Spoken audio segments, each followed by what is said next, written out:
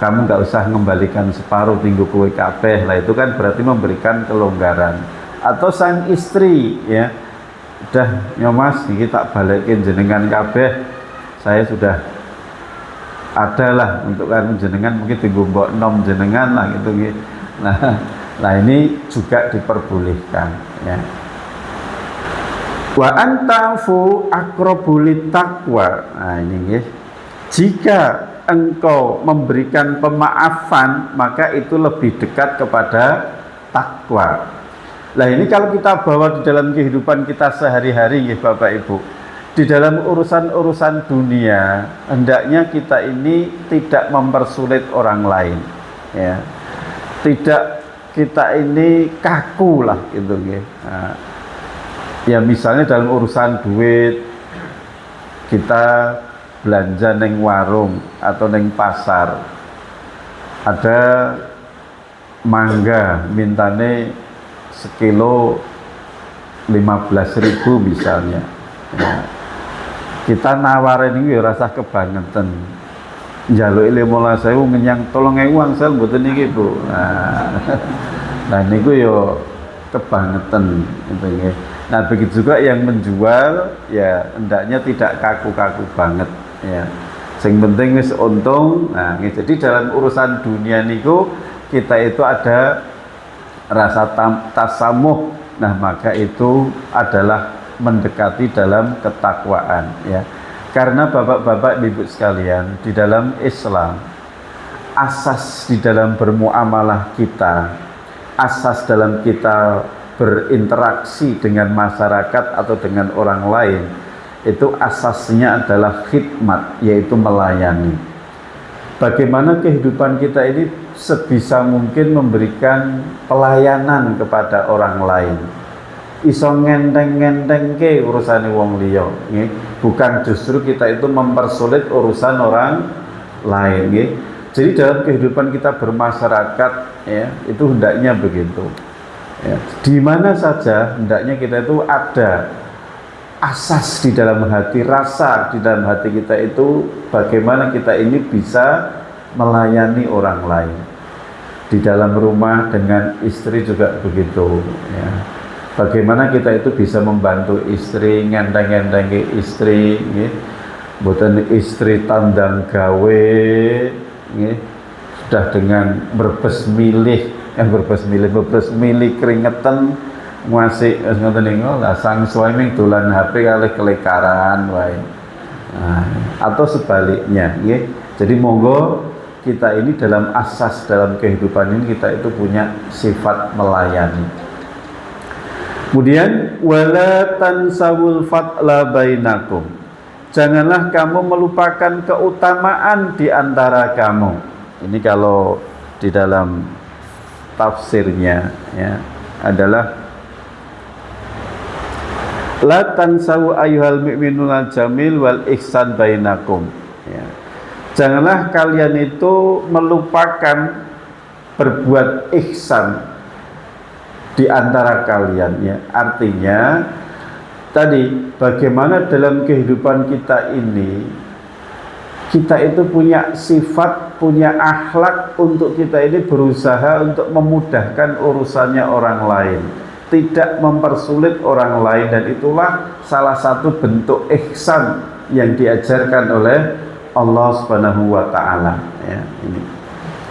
Kemudian innallaha bima ta'maluna basir. Sesungguhnya Allah dengan apa yang kalian lakukan, kalian kerjakan, kalian amalkan, basirun, Allah itu maha melihat.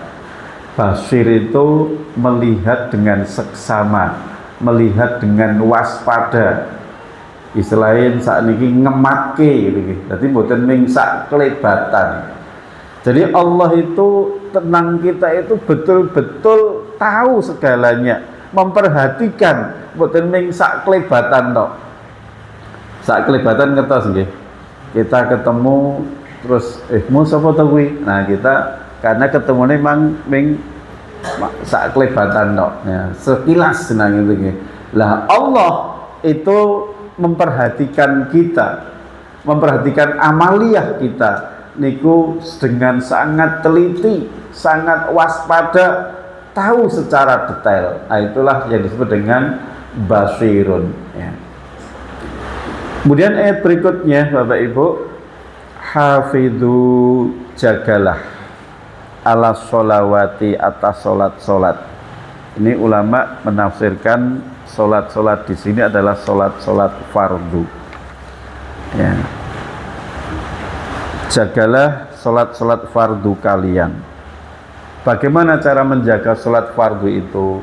Satu, menjaga min awqatiha, dari sisi waktunya.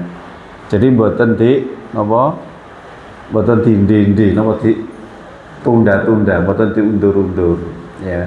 Kita berusaha untuk sholat itu tepat waktu, min awqatiha, dari sisi waktunya. Kemudian yang kedua, dari sisi yaitu gerakannya.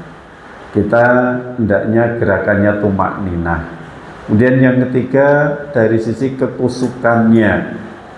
Kemudian dari sisi bacaannya, dari sisi jamaahnya. Nah, itu cara menjaga sholat fardu kita ya. Jadi mboten ming pokoke nindakake sholat, mboten. Yen ming pokoke nindakake sholat niku munyuk nggih saged sholat.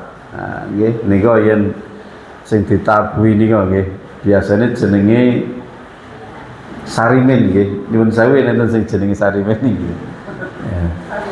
Ya sarimin sholat deng deng deng deng deng deng, terus melakukan gerakan nika. Lah tidak hanya sekedar ngoten niku. Maksud hafidhu itu ya tadi nggih, memperhatikan bacaannya, waktunya. Biasanya yang menunda-nunda sholat niku bapak napa ibu? Ibu napa bapak, Bu? Bapak. Nggih, jadi jaga waktu-waktu sholat di sini adalah sholat fardu ya.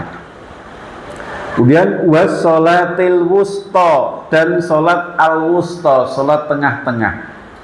Mayoritas ulama menafsirkan sholat wusta itu adalah sholat asar.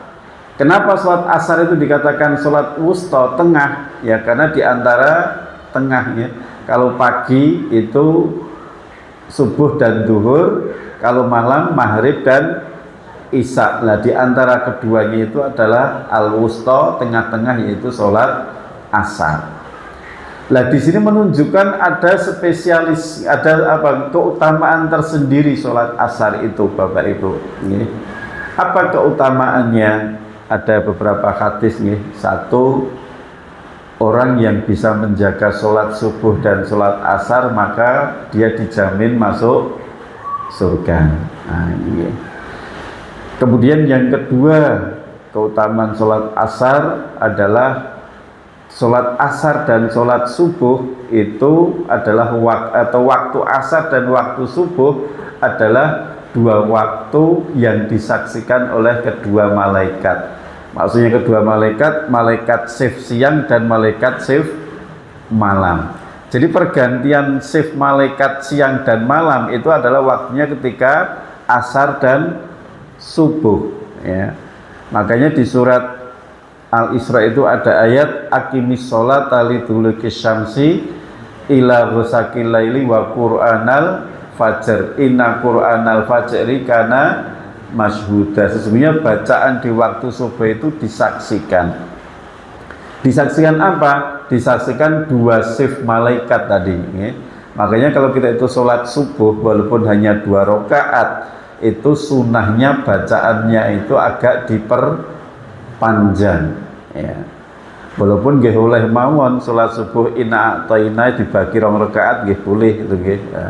Ning sunnahnya tadi di sana ada warati aqimis sholat liduluki syamsi ila ghusaqil lail wa qur'anal fajr, yaitu bacaan di waktu subuh. Nah, ini menunjukkan kalau dalam tafsirnya itu dalam waktu subuh kita itu disuruh untuk memperpanjang bacaan sholat di tiap rakaatnya. Nah, standar minimal atau standar yang banyak dicontohkan Nabi itu adalah rakaat pertama al-a'la, rakaat kedua al-ghasyiyah. Itu standarnya itu. Ya. Jadi ini keutamaan yang kedua, gitu. Jadi sholat asar, sholat subuh, nah ini monggo kita jaga betul-betul. Ya. Ada lagi hadis, siapa yang meninggalkan sholat subuh dan sholat asar secara sengaja, maka pahalanya itu akan terhapus. Maksudnya pahalanya terhapus itu, menurut Ibnu Qayyim al-Jauzi, pahalanya semua pada hari itu. Ya. Jadi pada hari itu ganjaran kabeh niku mboten direken oleh Allah Ta'ala ketika orang itu meninggalkan sholat asar dan atau sholat subuh. Nah, ini. Wa qumu lillahi qanitin, dan berdirilah untuk Allah itu dengan khusyuk. Pertama, wa qumu, berdiri. Nah ini dalam kondisi normal kita di dalam sholat itu hendaknya dengan cara berdiri. Untuk sholat wajib, ya, sholat wajib dengan berdiri, kecuali dalam kondisi-kondisi kita ini ada udzur, ya, sakit atau maka kita diperbolehkan untuk dengan duduk atau bahkan dengan berbaring. Tapi untuk sholat sunnah, walaupun tidak ada udzur, maka kita diperbolehkan sholat dengan duduk, ya. Nabi kadang-kadang ketika sholat malam, beliau sholatnya dengan duduk, ya, ini untuk sholat sunnah. Kemudian wakumu, berdirilah kamu lillahi untuk Allah qanitin dengan khusyuk. Nah ini ada asbabun nuzulnya. Dulu di awal-awal sholat, perintah sholat, nah itu para sahabat niku yang sholat niku kadang-kadang nggih kalih omong-omongan, kayak cah cilik-cilik niku nggih. Salat Allahu Akbar niku kowe mau badhe pira dodolanmu. Nah, awal-awalnya ngoten-ngoten niku. Atau kadang-kadang kalih nonton-nonton dhuwur ngoten niku. Nah, maka perintah ini disuruh untuk khusyuk, yaitu dengan dengan tawajuh, ya. Dan tidak, kemudian nanti dalam aplikasinya dilarang untuk berbicara, dilarang melihat ke atas dan sebagainya. Nah, ini. Fa'in khiftum, maka jika kalian ada rasa takut atau bahaya, misal dalam peperangan, ya, farijalan aw rukbanan, maka sholatlah kamu sambil berjalan atau berkendaraan. Ini nanti diterjelaskan oleh Allah di dalam surat An-Nisa ayat 100 sekian itu dengan menunaikan, yaitu sholat namanya sholat khauf, ya, sholat karena takut ini. Dan sekaligus ini menjadikan dalil, ya, sebagian ulama yang mewajibkan sholat berjamaah. Kenapa? Dalam kondisi takut pun kita itu disuruh untuk sholat secara berjamaah, walaupun tata cara sholat berjamaahnya untuk orang yang kondisi takut itu berbeda, ya.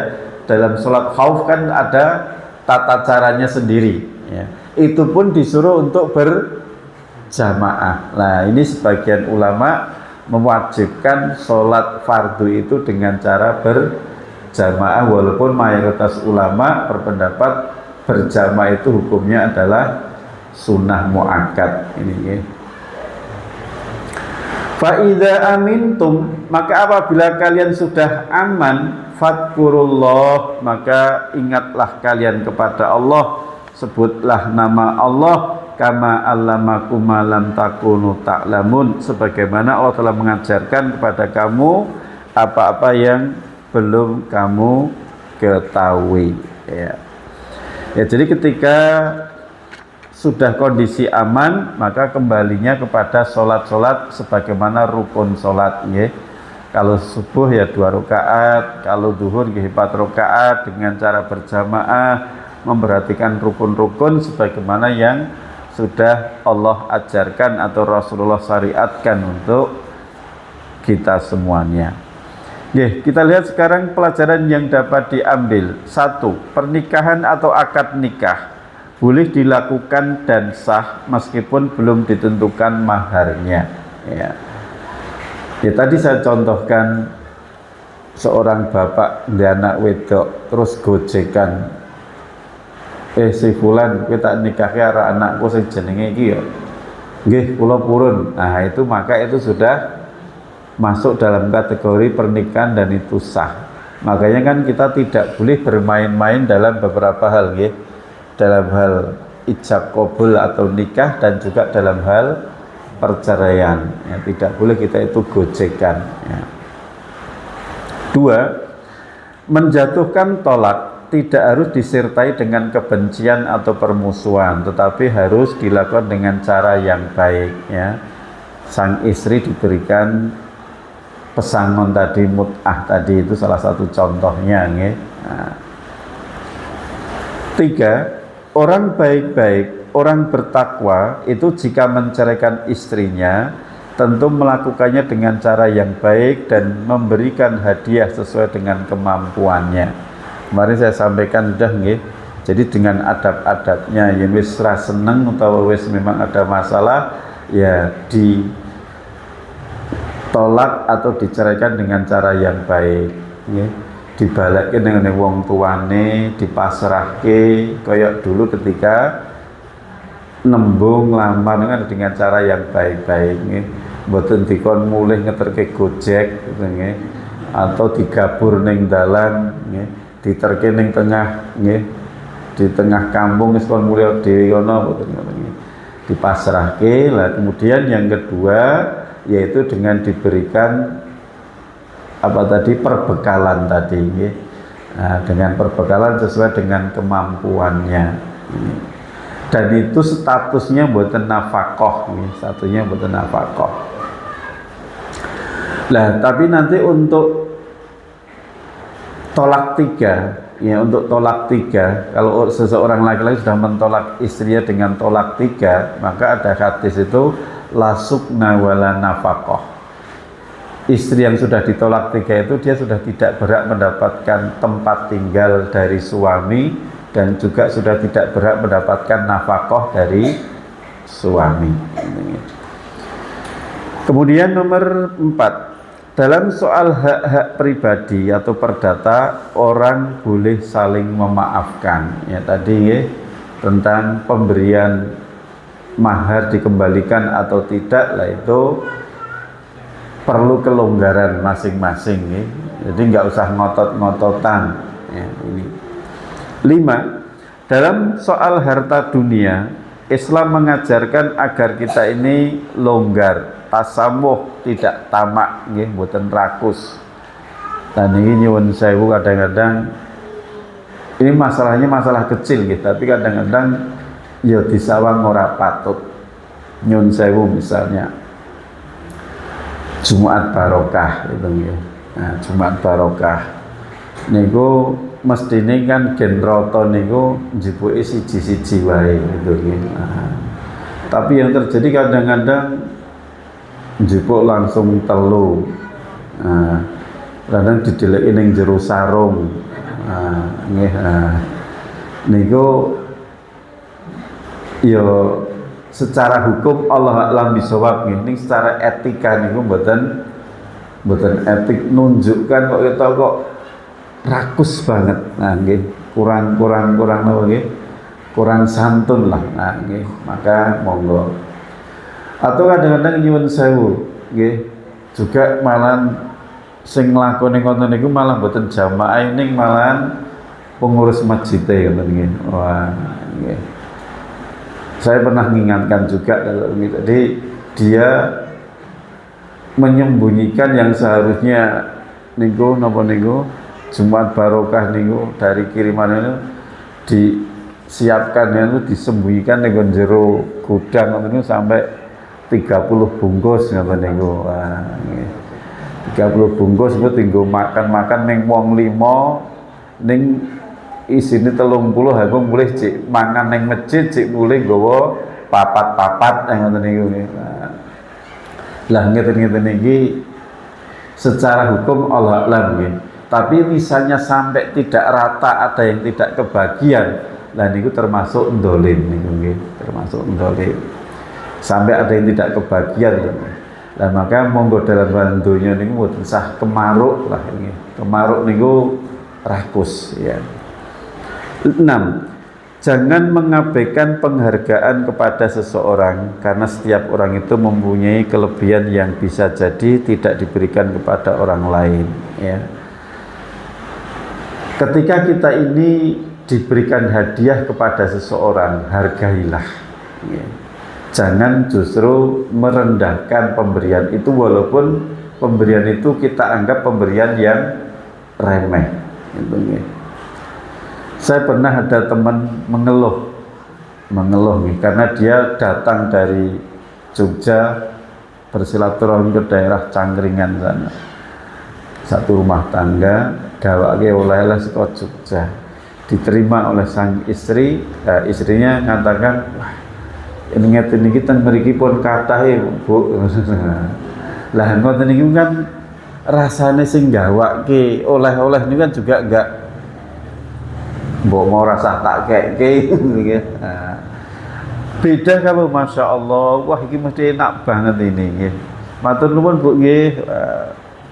Nah, itu kan walaupun nek jane engko ning diglethakke, tapi kita ada menyenangkan orang lain, ya, menghargai orang lain. Nah, cara-cara semacam ini kadang-kadang perlu dipapanke kita ini nggih.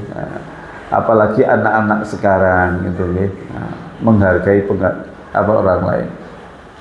Ada mungkin kita sendiri ngalami, kita pesen GoFood gitu, pesen GoFood, kemudian drivernya mengantarkan makanan, nah, sudah kita terima, drivernya belum pergi, kita sudah kelepat melebu rumah, pintu kita tutup kembali. Nah ini secara islami kurang islami, yeah.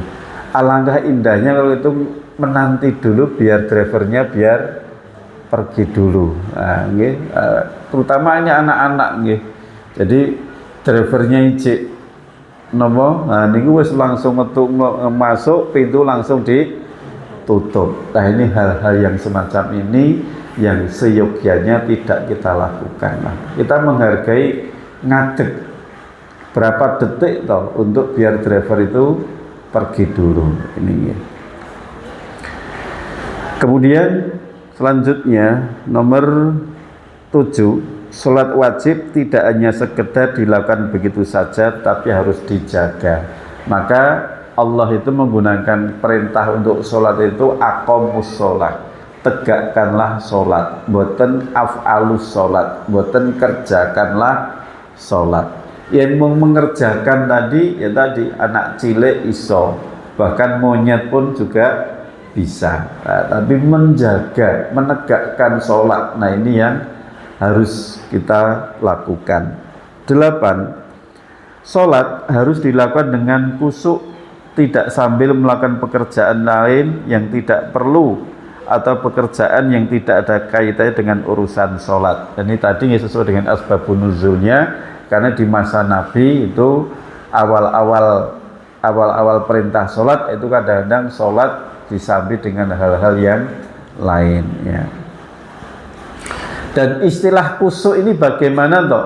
Nah, ada dulu ada model pelatihan sholat khusyuk, ning justru malah tidak mengikuti cara yang diajarkan Nabi, ya.